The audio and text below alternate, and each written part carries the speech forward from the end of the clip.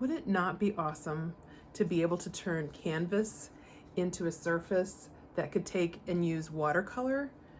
You wouldn't have to frame anything. You could just paint the sides and then hang it up immediately. Wouldn't that be amazing? Guess what? Golden Paints has made two different products that are really good for using water media on lots of different surfaces, including canvas or wood panel. So I wanted to show you these two products because they're so cool. My name is Ann Livingston, and this is an art channel for people who are hoping to deepen their art practice or start their art careers later in life. This is what I've done. I am a professional artist and have been so for about 7 years after having other careers prior to that, but I've been painting most of my life.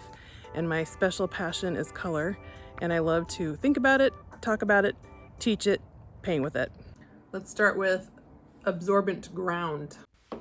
Yeah, so absorbent ground is fairly soupy, kind of like a thick sauce. And I found the easiest way to spread it around is to drizzle or pour it onto the canvas and then use an offset spatula to smooth it out. I also had to pop some bubbles. I think it's pretty self-leveling though, once it dries. It's a pretty smooth surface, and here I'm realizing that it doesn't really act like watercolor paper, so now I'm just kind of messing around. And honestly, it's really interesting to work with. If you are a watercolor painter, I think it would be worth it to just give it a try. It does not act like regular watercolor paper at all, but it's fun because you can kind of go back and change your mind about some color decisions, even if you think it's too late. I think it kind of isn't.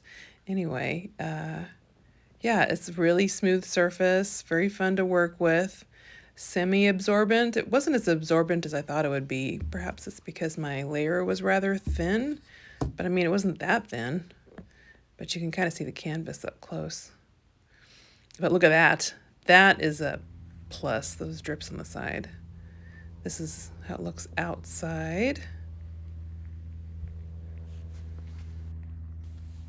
It's still a little wet, but check out, it's really interesting to see this texture up close.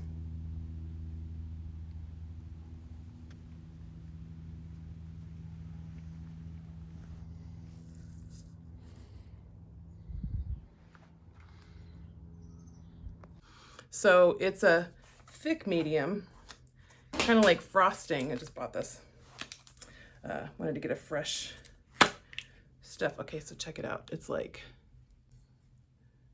frosting. So let's prep it. One of the things that was frustrating about smoothing this very thick medium wound up being an interesting asset in the long run. So I'm spreading it on just like frosting or peanut butter. And at first I'm trying to get it as smooth as I possibly can. And it's kind of a meditative task, honestly, but it's also kind of a frustrating meditative task. But ultimately I wound up using this kind of textural quality to my advantage. Here I'm realizing, oh, you can kind of simulate a deckled edge right off the edge of the canvas. That is super fun. So I go ahead and I do that with this. And then I decide that I'm going to use this texture to do a bit of almost like a relief drawing of the vase of flowers that I hope for people to paint in the group painting at my art show. And so, yeah, I create this vase shape, and honestly, this is very satisfying to do. I'm not gonna lie. I would totally do this again, just so that I could mess around with this combination of texture and watercolor.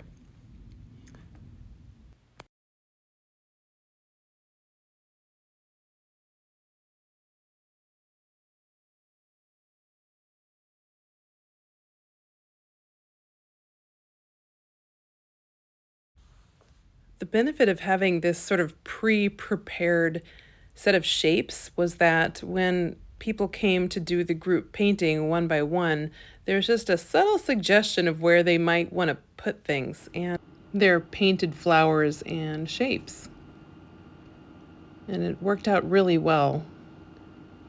I didn't really tell anybody what to do. They just started putting flowers in, and somebody started working on the vase, and I thought it was really successful.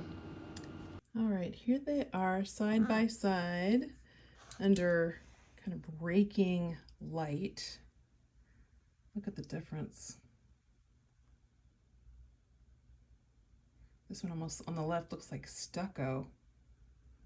And this one is really smooth. I'm wondering even if a second layer might have taken away the canvas. The canvas texture. There's the fake deckled edge.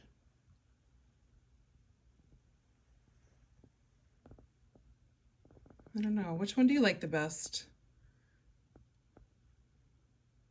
Fiber paste or absorbent ground?